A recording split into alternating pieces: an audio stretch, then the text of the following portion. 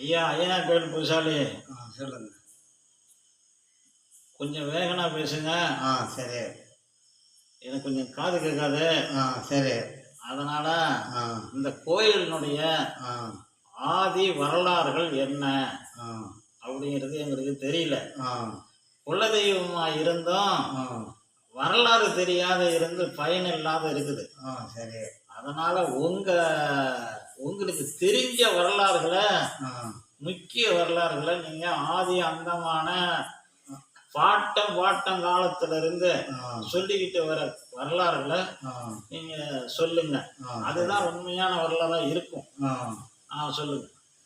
அதாவது பல ஆயிரம் ஆண்டுகளுக்கு முன்ன மலையாள தேசத்துல அவங்க அண்ணன் தம்பி 7 பேர் பிறந்தவங்க.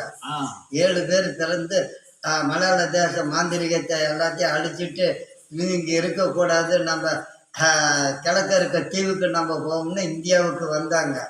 இந்தியாவில் வந்து தமிழ்நாட்டு எல்லையில அண்ணன் தம்பி 7 பேர் வந்தாங்க. 7 பேர் வந்த உடனே பெரியவர் வந்து சேலத்துல அமைஞ்சுக்கிட்டாரு. நடாலு வந்து ஆத்தூர் ஐயனாராக ஆத்தூர்ல அமைஞ்சு இருக்கிறாரு. மூணாவது வந்து தேவையை குறித்து கொட்டக்கரையில் அமைஞ்சிருக்கிறாரு. 4வது தலைவாசல் மும்முடியில அமைஞ்சிருக்கிறாரு. 5வது இவர் பெரியேரி ஆரவலூர் எல்லையில் அமைஞ்சிருக்கிறாரு. 6வது வந்து பாக்கம்பாடி ஏரிக்கரை தென்புறமாக அமைஞ்சிருக்கிறாரு. 7வது வந்து வீரங்கி வந்து அமைஞ்சிருக்கிறாங்க. அவங்க அண்ணன் தம்பி 7 பேரும் மலையாள தேசத்துல மாந்திரிகத்தை அழிச்சுட்டு கிழக்கு முகமா வந்து தமிழ்நாட்டு எல்லையில 7 பேரும் அமைஞ்சிருக்கிறாங்க இந்தியா எல்லையில. அப்படி இருக்கும் பொழுது சேலத்துக்கு மேற்க இங்க இருந்து தெய்வங்களை எடுத்துக்கிட்டு போய் அந்த காலத்துல வந்து நடந்ததுதான் ஜனங்க வருவாங்க. பணக்காரவங்க வந்து குதிரை சவாரியில வருவாங்க. அப்ப இந்த கார் பைக் அதெல்லாம் கிடையாது. பணக்காரவங்க குதிரை சவாரி வருவாங்க, மற்றவங்க நடந்து வருவாங்க. அங்கிருந்து வந்து இவ்வளவு தூரம் எங்களால வந்து கும்பிட முடியல, நீங்க சாமியை எடுத்துட்டு அங்க வாங்க, உங்களுக்கு உண்டானது வண்டி மாட்டுக்கு தீனியோ உங்களுக்கு சாப்பாடோ நாங்கள் எல்லாம் செய்யறோம்னு அங்கே உள்ள இந்த குலதெய்வத்துக்காரங்க வந்து கூப்பிட்டாங்க. மாட்டு வண்டியில் இங்கேருந்து சாமி அங்கே எடுத்துக்கிட்டு போய் அங்கே செய்யும் போது பட்டு நூலுக்காரன் மாந்திரிகம் கத்தாங்க. சாமியை கட்டிவிட்டோம், பூசாரியை வாயை கட்டிவிட்டு பேச முடியாதாக்கி விட்டான். அப்போ வந்து அங்கே ஒரு அம்மா மேலே சாமி ஆடி கிழக்க என் பிள்ளை இருக்கிறான் போன்னு சொல்லி ஜாடை காமிச்சிது.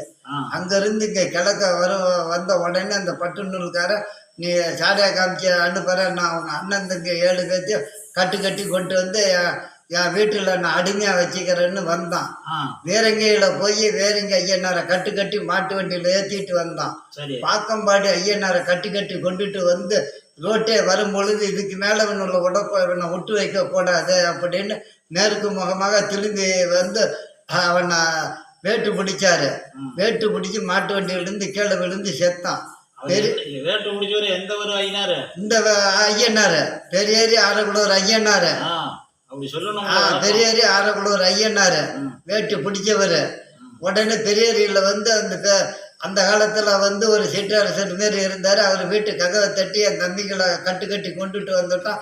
என்கிட்ட வந்த உடனே அவனை நான் காலி பண்ணி விட்டேன். மாட்டு வண்டியில கீழே அவன் செத்து கிடக்கிறான். என் தம்பி 2 பேர் மாட்டு வண்டியில இருக்கிறான்னு என் தம்பி கொண்டுட்டு போய் அங்கே ஒப்படாடான்னு சொல்லி அந்த கதை தட்டி சொல்லிவிட்டு வந்தாரு இந்த ஐயனாரு. அவர் எழுந்திருச்சு ஊர் ஜனங்களை எல்லாத்தையும் பந்தங்க, இப்ப லைட் அது இருக்கு, அந்த காலத்துல பந்தம் கட்டி எடுத்துக்கிட்டு வந்து பார்க்கும்போது மாட்டு வண்டியில் ஐயனார் இருக்குது, கீழே செத்து கிடக்குறான். அப்பயே அவரு என்னோட குதிரையை ஒருத்தர்கிட்ட கொடுத்து பார்க்க மாட்டேங்குது வேறங்கில போய் சொல்லிவிட்டு வந்தாக்க ஜனங்க எல்லாம் 2 ஊர் ஜனங்களும் திரண்டு வந்து பார்த்தாக்க பந்தத்தை பிடிச்சிட்டு செத்து கிடந்தான். வெடிக்கிட்டுன்னுட்டு சுற்றி வட்டாரம் எல்லா ஊரும் உட்காந்து இருந்தாங்க. வெடிஞ்சதுக்கு பிற்பாடு சிலை எடுத்துகிட்டு போயிட்டோம்னா இந்த பட்டு நூலுக்காரனை தூக்கி எல்லா பெரியரிக்காரங்க சேர்ந்து தூக்கி அடக்கம் பண்ணிவிட்டு இங்கேருந்து அங்கே ஆள் அழிச்சிட்டு அவன் செத்துட்டான், மாட்டு வண்டி வந்து ஓட்டிக்கிட்டு போக சொல்லுன்னு குதிரை வண்டியில் அழிச்சிட்டாங்க. அப்போ இவர் மேற்கு முகமாக திரும்பி உக்காந்தவர், நான் மேற்குமாக தான் இருப்பேன், கிழக்கு முகமாக உட்கார மாட்டேன், கிழக்கால எனக்கு மேற்கால வாசப்படி வையுங்க, நான் கிழக்கால அடிச்சு விடுங்க அப்படின்னு சொன்னாங்க. அப்போ அந்த ஐயனாராகப்பட்டவர் இங்க மேற்கு முகமா நோக்கி அமர்ந்து இருக்கிறாரு.